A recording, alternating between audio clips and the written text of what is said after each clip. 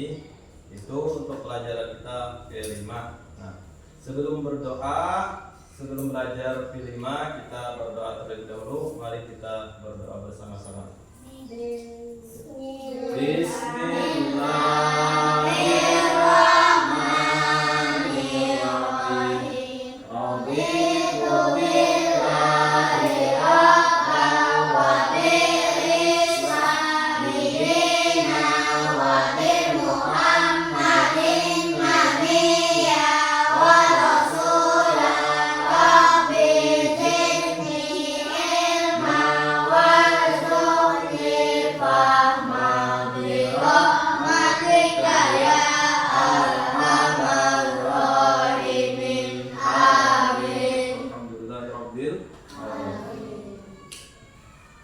Bagaimana kabarnya hari ini anak-anak? Alhamdulillah, luar biasa.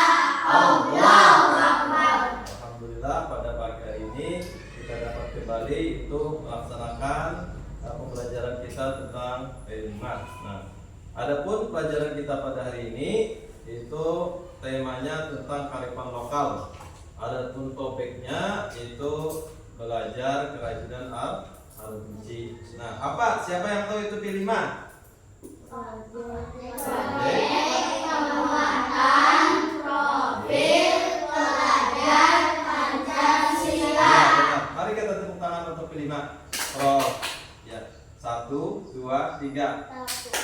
Tepuk. Kelima, proyek penguatan profil pelajar Pancasila.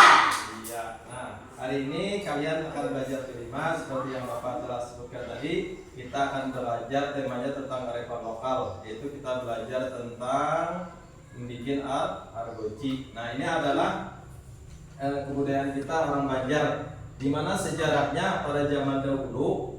Nah, argoji ini itu untuk hiasan bagi raja-raja. Nah, bagi raja-raja di hiasannya di istananya itu menggunakan argoji, itu menjadi mewah lah. Nah, adapun argoji ini ada manik-maniknya itu berbentuk berwarna dua macam. Ada warna putih dan ada warna kuning. Warna putih ini melambangkan apa? Siapa yang tahu? Warna kesucian. Kalau warna yang kuning melambangkan kebesaran. Jadi ada apa? Ada maknanya di berwarna kuning dan berwarna putih. Nah, nanti untuk membikinnya kita melihat dulu video tentang membuat argoji. Setelah melihat video baru kita pelajari bersama-sama dan akan kita praktekkan di hari-hari berikutnya. Silakan kita melihat video tentang adalah argoji, yaitu kain yang berhias manik-manik, emas atau perak. Kita lagi berada di tempat pembuatan argoji. Kenali, ini Ibu Siti, pemilik dari kerajinan argoji Berkat Sabar, dan berlokasi di Jalan Martapura Lama, Desa Penggalangan, Kecamatan Sungai Tambuk, Kabupaten Banjar, Kalimantan Selatan. Awalnya sejak argoji dari raja-raja Banjar, berupa pelaminan yang selalu Banjar, yayasan dinding, terus yang kita bikin motif ini sekarang kaligrafi dengan motif-motif dengan Banjar, dengan khas Kalimantan, dengan teratai, terus yayasan dinding yang kaligrafi. Ada juga ayat-ayat itu kursi, surah Al-Fatihah, Al-Ikhlas, itu Qulhuwallah, Asmaul Husna. Ada lagi yang motif tema Banjar dengan ini berbagai macam produk yang seperti kata kursi, sarung tisu, dan ayat warnanya pun cuma ada 2 warna untuk kita Kalimantan Selatan. Karena Kalimantan Selatan itu adalah kalian planet berataan. Nah, motifnya yang putih dengan kuning, itu argoji putih itu melambangkan ketulusan, kepolosan, kesucian orang kita Banjar. Kalau yang kuning melambangkan kejayaan bangsa dari kita Banjaran. Untuk memasarkan dari rumah ke rumah, dari pasar ke pasar, habis itu dari kita pasar setelah karena banyak kendalanya, dan kendalanya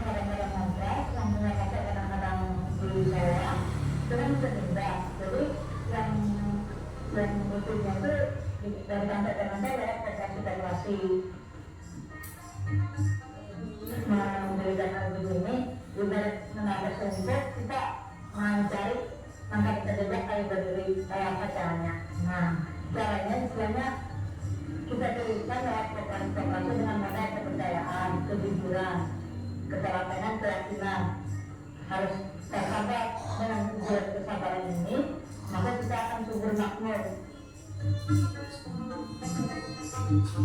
Dari omset tahun 96 untuk omset pertamanya waktu dari itu dari 100.000 sampai 200.000 per bulan karena masih krisis moneter. Nah, setelah itu sampai berlanjut sekarang, alhamdulillah dengan adanya bantuan Danaco BRI, nah kita dapat kelancaran untuk upah, pengrajin, habis itu ada yang pesan bisa stock order pesanan itu, habis itu setelah untuk per bulannya mendapatkan omset lumayan lah, ditambah kadang-kadang per bulan ada dapat 2 juta, 2 juta setengah, 3 juta ya, apalagi kalau ada dadakan tamu kunjungan kerja. Dari beberapa pengrajin kita rangkul anak-anak cacat yang tunarungu, ibu janda, kaum apa bekerja. Untuk program pemberdayaan perempuan kita laksanakan, alhamdulillah sekarang berjumlah kurang lebih 25 orang.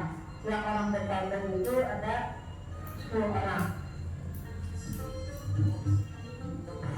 Yang sebelum COVID tadi itu kita agak lumayan lah untuk penghasilan, dan dampaknya yang saya sampaikan ini kurang separuh lah istilahnya untuk pemasukan. Biasanya akan 3 juta, 1 juta setengah. Nah, biasanya yang ada 4 juta, 5 juta itu kadang-kadang 1 juta, 2 juta setengah. Harapan saya untuk ke depan nanti mudah-mudahan ada yang lebih hebat lagi regenerasinya ke depan. Kalau bisa untuk usaha home industry ini lebih maju lagi lah, dikenal orang-orang nasional maupun internasional. Nah, jadi gimana penjelasannya dibagi sama Ibu Siti? Jelas banget dong ya. Kerajinan khas daerah kita memang tidak ada habisnya. Tinggal bagaimana kita mengelola dan melestarikannya. Mari kita mulai untuk mengembangkan kerajinan khas kita sendiri. Kalau bukan kita, siapa lagi?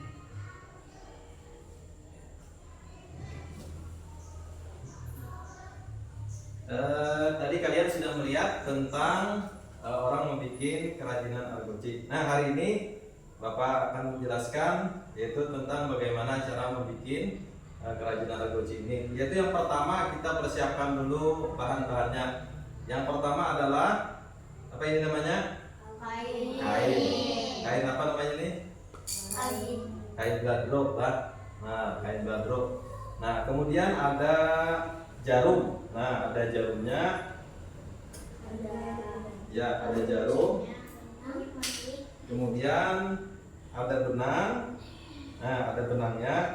Dan kemudian lagi ada manik-maniknya. Nah, jadi manik-manik ini ada yang berwarna putih dan ada yang berwarna kuning. Nah, untuk menyulamnya,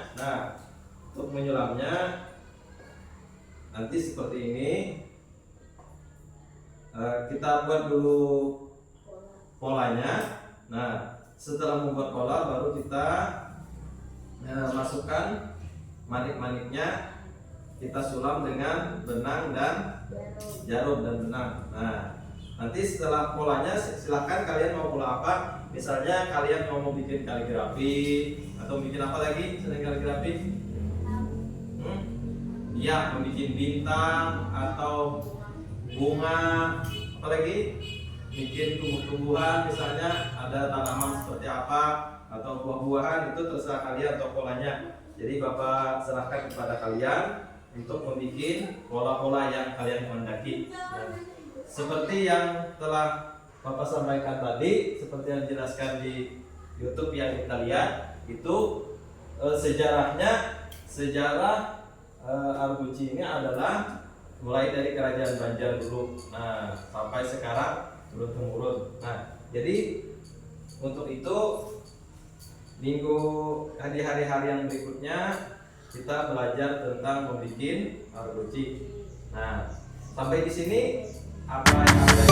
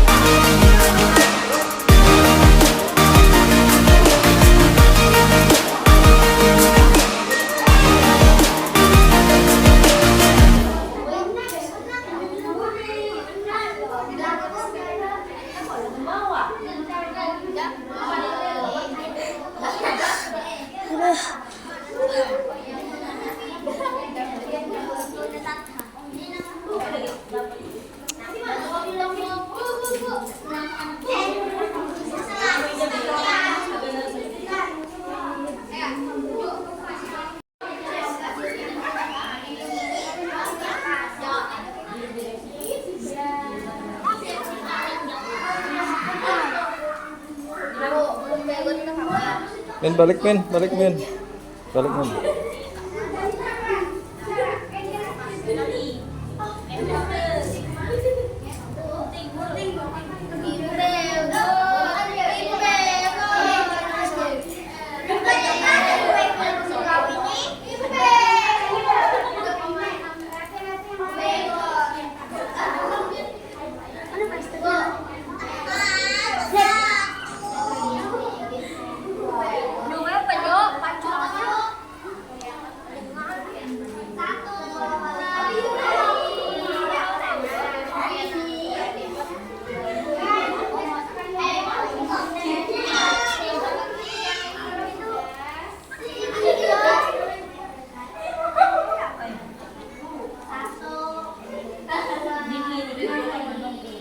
Kote.